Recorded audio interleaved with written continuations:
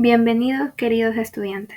Debido a las condiciones climáticas, se optó por desarrollar la sesión número 2 de manera virtual, en la cual vamos a tratar un tema muy interesante, el cual se llama presión. A continuación, vamos a visualizar cuáles son los subcontenidos de los que vamos a tratar en esta pequeña sesión. Lo primero que debemos de definir para comprender el contenido es qué es presión.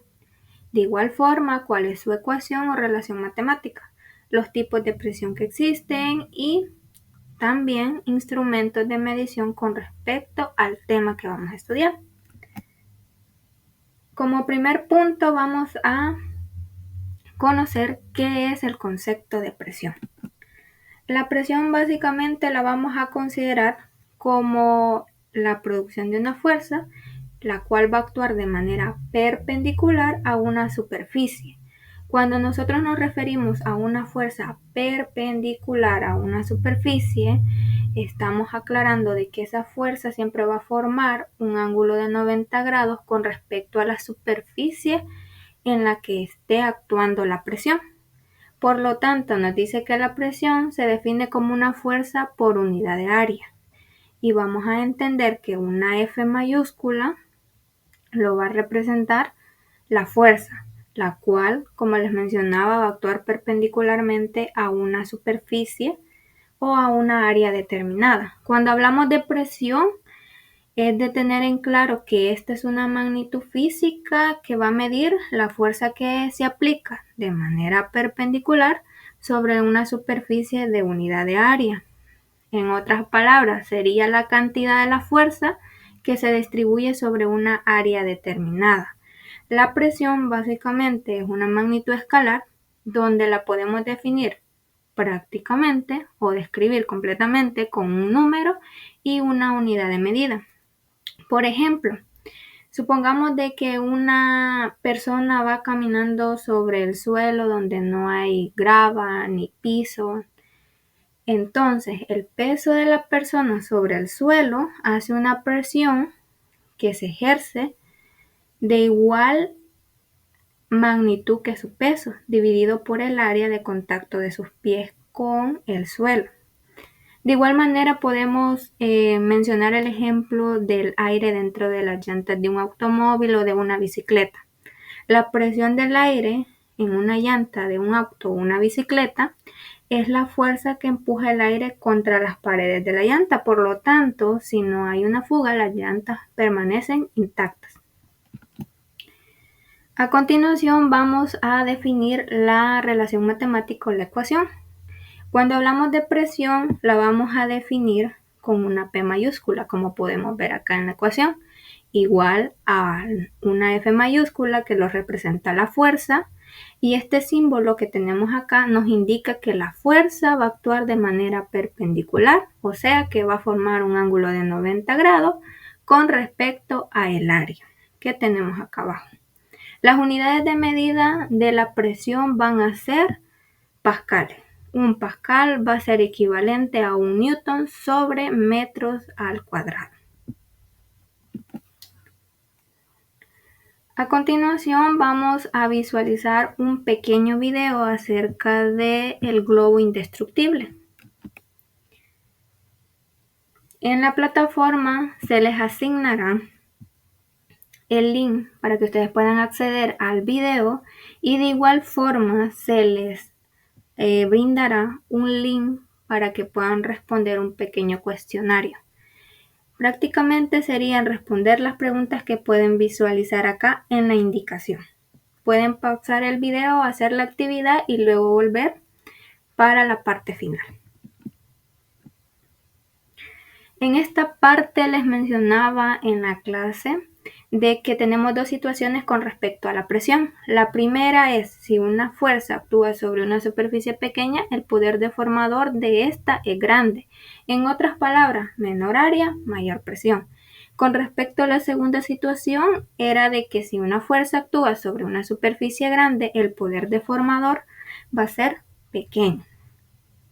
Por lo tanto, a mayor área, menor presión. Y colocamos el ejemplo de un caballero y una señorita. El caballero usaba zapatos formales, normales, el cual podía caminar sobre la arena de la playa. Si ustedes pueden ver la presión que él ejerce con zapatos formales sobre la arena es menor. ¿Por qué? Porque el área de la plantilla del zapato es más grande, pero si lo referimos a una señorita que va a caminar sobre la arena con tacones, entonces vamos a poder ver que la presión que ejerce cuando ella da los pasos sobre la arena va a ser mayor porque la parte del tacón tiene una menor área. A continuación vamos a desarrollar el primer ejemplo con respecto a la ecuación que acabamos de ver de la presión.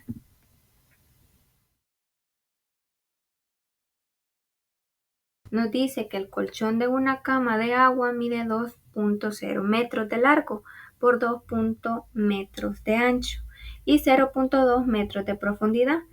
Encuentre la presión que ejerce el agua sobre el suelo cuando la cama de agua descansa en su posición normal. Supongamos que toda la superficie inferior, o sea, la parte de abajo de la cama, tiene contacto con el suelo. Entonces, lo primero que debemos de encontrar es la fuerza que se aplica. Pero en este caso, vamos a encontrar el peso de la cama de agua. Este peso sabemos que se puede encontrar masa por gravedad, pero en este caso vamos a utilizar la ecuación del peso, pero en función de la densidad. Y el peso en función de la densidad se calcula peso es igual a la densidad por volumen por gravedad. Nosotros ya conocemos la densidad del agua porque ahí nos dice que la cama está hecha de agua, entonces vamos a utilizar la densidad del agua. La gravedad ya la conocemos, son 9.8 metros sobre segundos al cuadrado.